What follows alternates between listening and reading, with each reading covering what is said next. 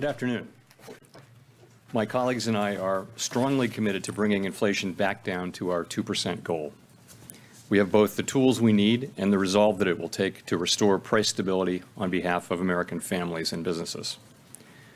Price stability is the responsibility of the Federal Reserve and serves as the bedrock of our economy. Without price stability, the economy does not work for anyone. In particular, without price stability, we will not achieve a sustained period of strong labor market conditions that benefit all. Today, the FOMC raised its policy interest rate by 0.75 percentage point, and we anticipate that ongoing increases will be appropriate. We are moving our policy stance purposefully to a level that will be sufficiently restrictive to return inflation to 2%. In addition, we are continuing the process of significantly reducing the size of our balance sheet. I will have more to say about today's monetary policy actions after briefly reviewing economic developments. The U.S. economy has slowed from the historically high growth rates of 2021, which reflected the reopening of the economy following the pandemic recession. Recent indicators point to modest growth of spending and production. Growth in consumer spending has slowed from last year's rapid pace, in part reflecting lower real disposable income and tighter financial conditions.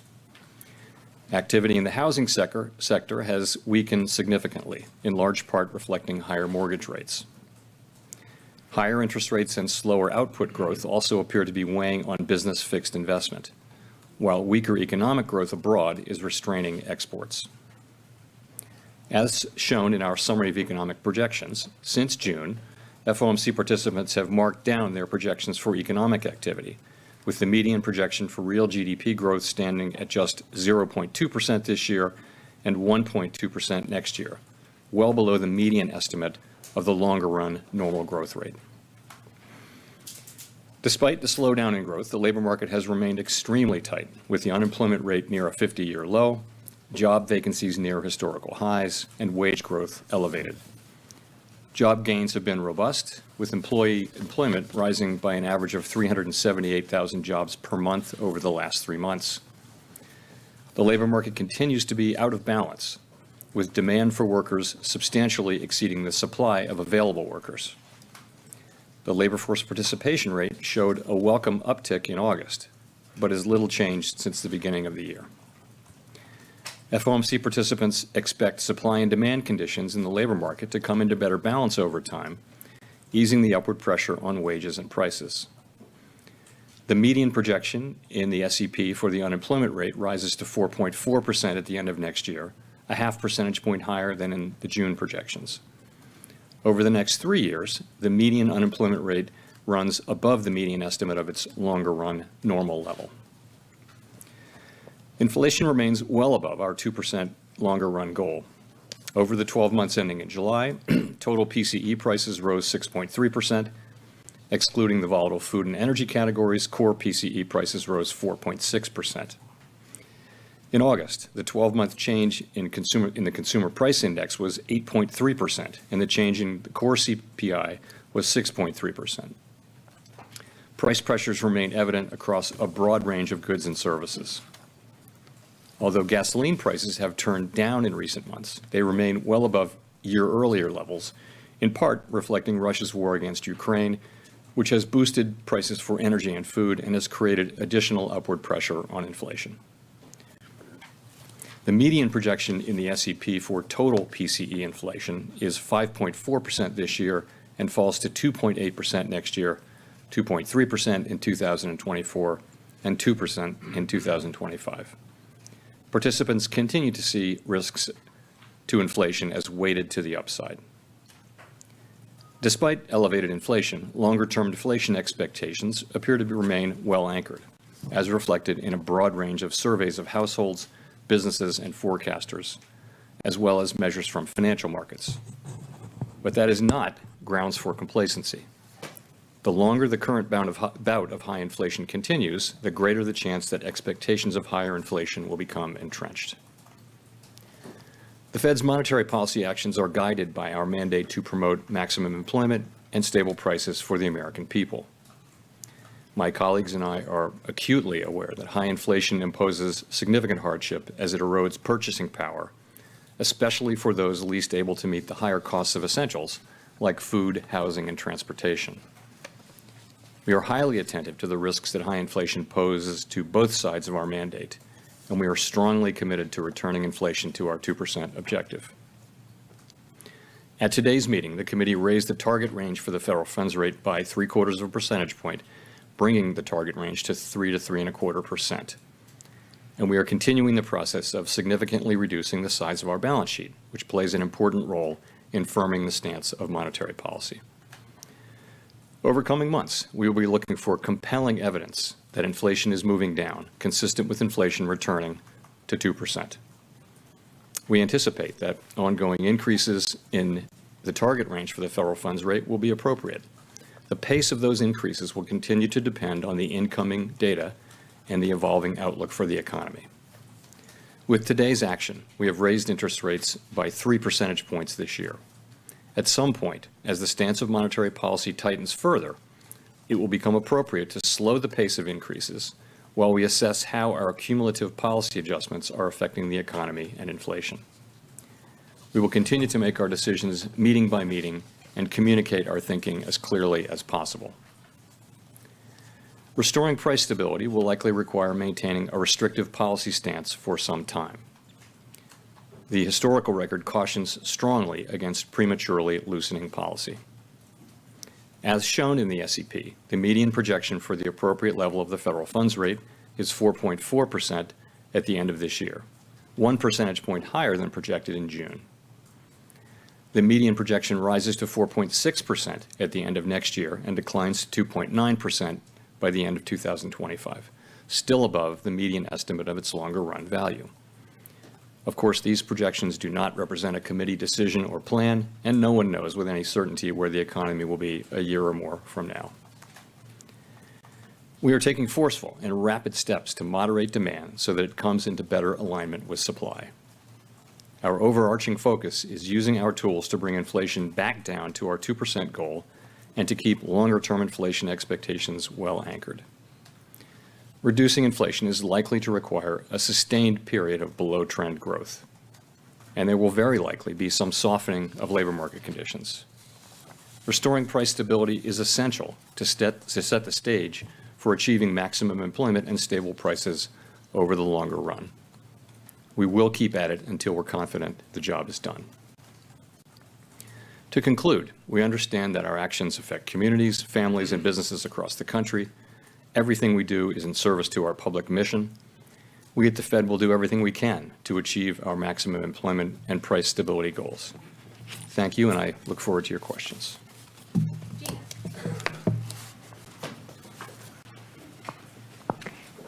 Hi, Chair Powell. Thank you for taking our questions. Gina Smiley from the New York Times. I wonder if you could give us a little detail around how you'll know when to slow down these rate increases and how you'll eventually know when to stop. So I will answer your question directly, but I want to start here today by saying that my main message has not changed at all since Jackson Hole. The FOMC is strongly resolved to bring inflation down to 2%, and we will keep at it until the job is done. So the way we're thinking about this is the overarching focus of the committee is getting inflation back down to 2%. To accomplish that, we think we'll need to do two things in particular to achieve a period of growth below trend and also some softening in labor market conditions to foster a better balance between demand and supply in the labor market. So on the first, committee's forecasts and those of most outside forecasters do show growth running below its longer run potential this year and next year. On the second, though, so far there's only modest evidence that the labor market is cooling off. Job openings are down a bit.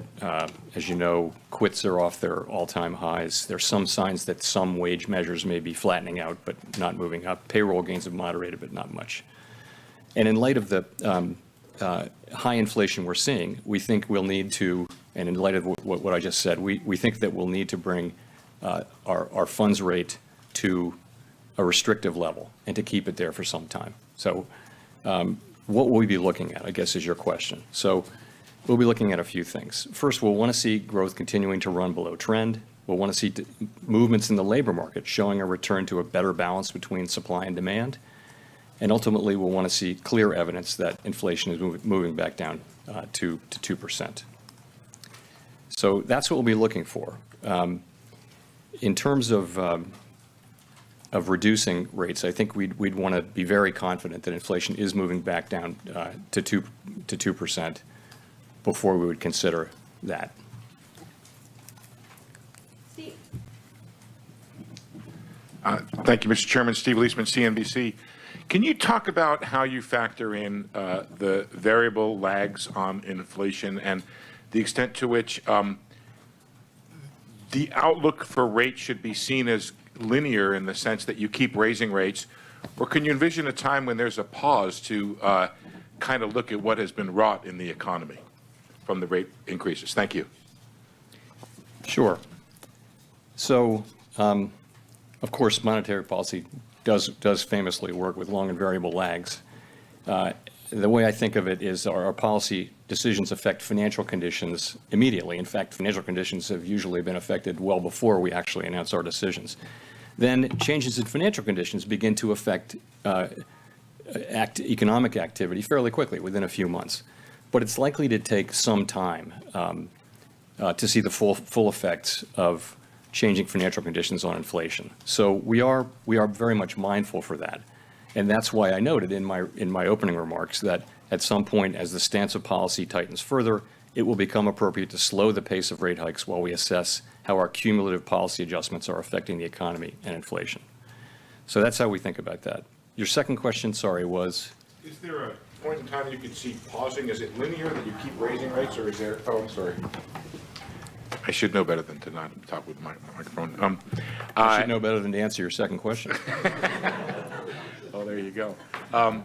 Is it linear? Do you keep raising rates, or is there a pause that you could envision where you kind of figure out what has happened to the economy and give time to catch up in the real economy, the rate increase time to catch up in the real economy? Thank you. So I think it's very hard to say with precise certainty the way this is going to unfold. As I mentioned, what we think we need to do and should do is to move our policy rate to a restrictive level that's restrictive enough to bring inflation down to 2%, where we have confidence of that. And what you see in the SEP numbers is people's views as of today, as of this meeting, as to the kind of levels that will be appropriate. Now, those will evolve over time, and I think we'll just have to see how that goes.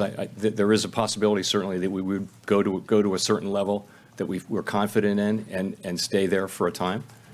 But we're not at that level. Clearly today, we've just moved, I think, probably into the very lowest level of what might be restrictive. And certainly in my view and in the view of the committee, there's a ways to go. Rachel.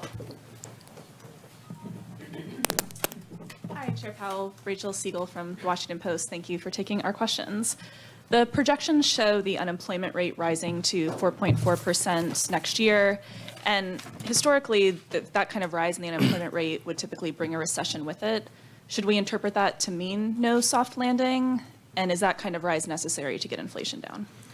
Right. So you're right. In the SEP, there's what I would characterize as a relatively modest increase in the unemployment rate from a historical perspective, given the expected decline in inflation. Now, why is that?